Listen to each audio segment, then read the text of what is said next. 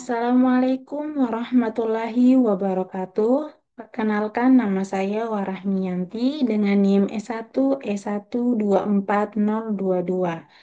Pada kesempatan ini saya akan menjelaskan tentang virtual mesin. Baik, langsung saja kita masuk pada pembahasan yang pertama. Pembahasan yang pertama yaitu pengertian virtual mesin. Virtual mesin adalah sebuah emulasi dari sistem komputer yang berjalan di atas perangkat keras fisik atau host dan berfungsi layaknya komputer fisik. VM menjalankan sistem operasi dan aplikasi seperti komputer sungguhan, namun secara virtual melalui perangkat lunak yang disebut hypervisor. Dengan kata lain, VM memungkinkan satu komputer fisik menjalankan beberapa sistem operasi atau lingkungan secara terpisah dan aman.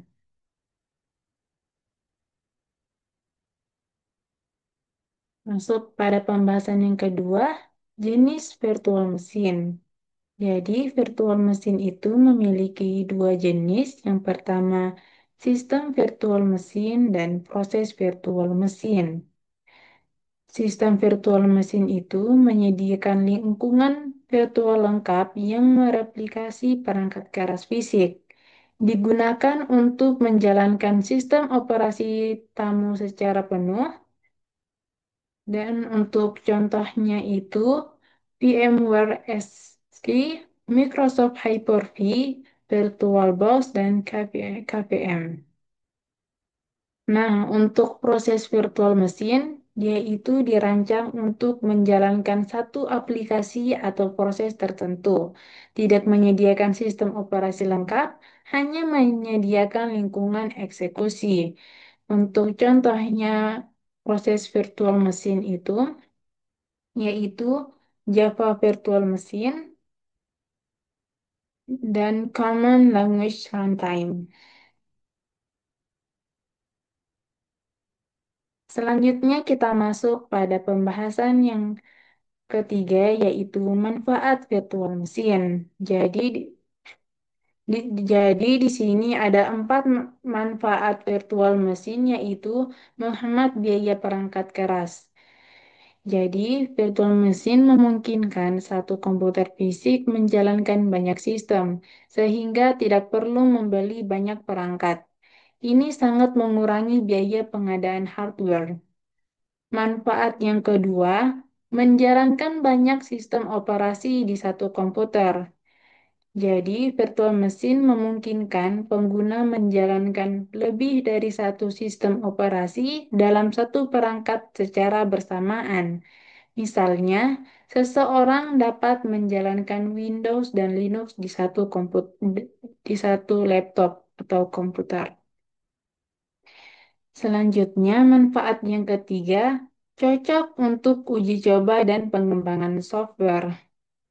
Developer bisa dengan mudah membuat lingkungan baru untuk menguji aplikasi tanpa mengubah atau merusak sistem utama.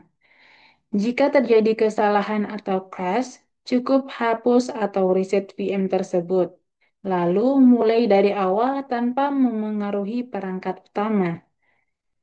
Manfaat yang keempat, isolasi sistem yang lebih aman. Artinya, jika satu VM mengalami masalah seperti terkena virus atau mengalami kerusakan, sistem utama dan virtual mesin lain tidak akan terpengaruh. Hal ini memberikan tingkat keamanan tambahan, terutama saat menjalankan aplikasi atau file yang tidak sepenuhnya dipercaya. Selanjutnya itu fitur-fitur unggulan virtual mesin. Yang pertama ada isolasi sistem operasi.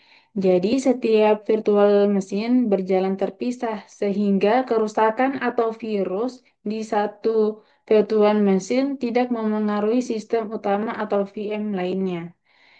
Yang kedua, snapshot atau restore. Virtual mesin bisa disimpan dalam kondisi tertentu atau snapshot, lalu dikembalikan atau restore jika terjadi kesalahan atau ingin mengulang uji coba. Yang ketiga, multiple OS dalam satu mesin.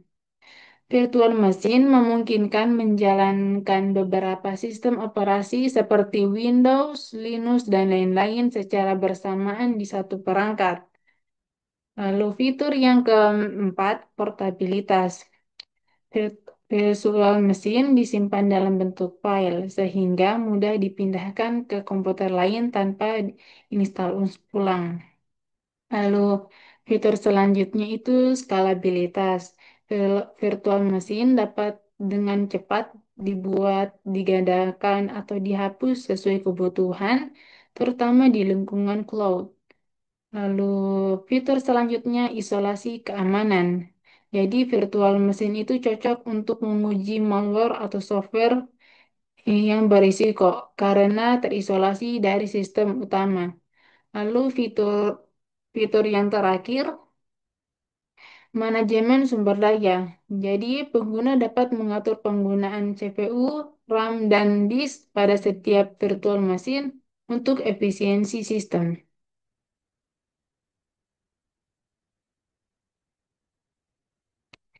Baik, langsung masuk pembahasan selanjutnya, yaitu contoh virtual machine. Contohnya yang pertama itu sistem virtual machine. Kelebihannya itu performa tinggi dan stabil, banyak fitur profesional atau snapshot, cloning, whisper, serta cocok untuk server dan perusahaan besar. Untuk kekurangannya, versi lengkap berbayar dan penggunaan sumber daya cukup besar. Selanjutnya itu VirtualBox. Kelebihan gratis dan open source, mendukung banyak OS dan mudah digunakan untuk pemula. Kekurangannya, performa lebih rendah dan beberapa fitur kurang stabil atau terbatas. Selanjutnya itu Microsoft Hyper-V. Kelebihannya itu terintegrasi dengan Windows, performa tinggi di lingkungan Windows, cocok untuk server dan bisnis. Kekurangannya hanya tersedia di Windows versi tertentu, serta kurang fleksibel untuk OS dan non, non-Windows.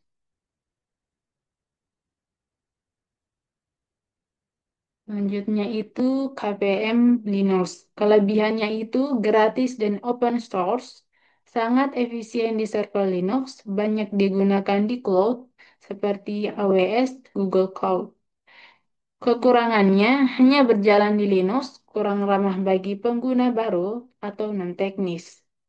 Selanjutnya itu yang terakhir Parallels Desktop. Kelebihannya itu sangat cocok untuk Mac, antarmuka modern dan user friendly, integrasi sempurna dengan Mac OS. Kekurangannya berbayar dan cukup mahal dan versi gratis terbatas fiturnya.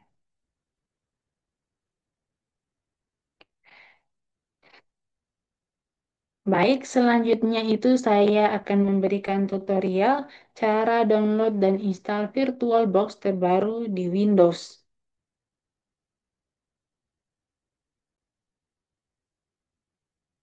Jadi pertama-tama teman-teman bisa buka Chrome atau Firefox atau media lainnya. Di sini saya buka Chrome, lalu tulis download VirtualBox yang ini. Di sini ada pilihan yang pertama, Oracle VirtualBox. Tekan downloads.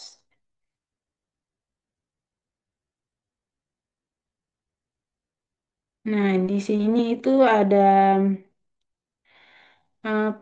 paket platform VirtualBox. Di sini ada VirtualBox versi 7.1.10.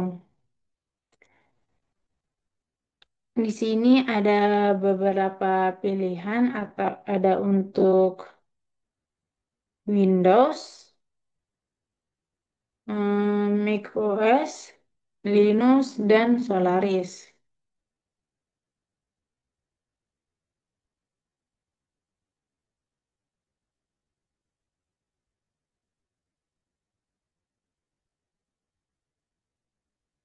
Baik, baik karena di sini saya pengguna Windows, saya akan memilih Windows.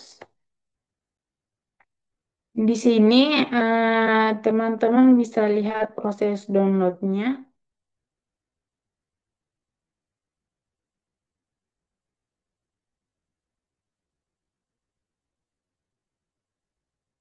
Kita tunggu beberapa detik. Nah, teman-teman, VirtualBox-nya sudah berhasil saya install. Jadi yang pertama kita pakai itu VirtualBox yang paling atas ini ya, teman-teman. Ini hasil percobaan tadi. Nah, ini kita gunakan. Kita tekan ya. Di sini kita tekan next. Kita tekan I accept. Lalu tekan next lagi. Tekan next. Yes. Nah, di sini teman-teman centang semua ya, lalu kita tekan next lagi. Lalu tekan install. Kita tunggu beberapa menit.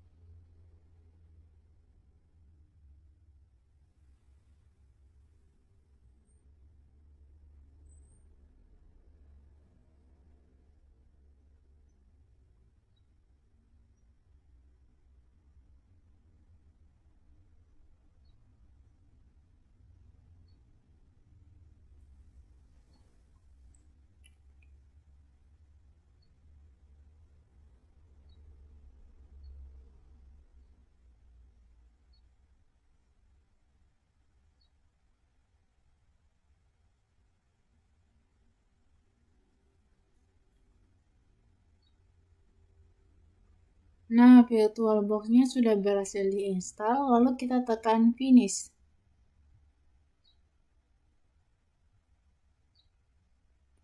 Nah, teman-teman, di sini tuh tampilan awal dari VirtualBox tersebut.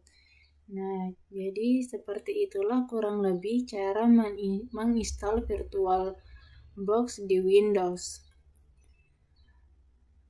Baik, sekian dari saya. Saya akhiri dengan ucapan wassalamualaikum warahmatullahi wabarakatuh.